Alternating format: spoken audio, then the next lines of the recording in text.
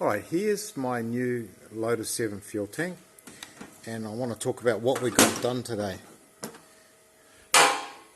I've got this plate now to go onto here. That means my fuel sender won't in any way leak. In the past I've tried to put this straight to a tank, but there's nothing to thread into, no meat. It's always better to weld a plate onto there first. The next thing we did, we drilled holes for the filler, which is that. Drilled holes for the breather, which is that. Then we're moving on to this setup here.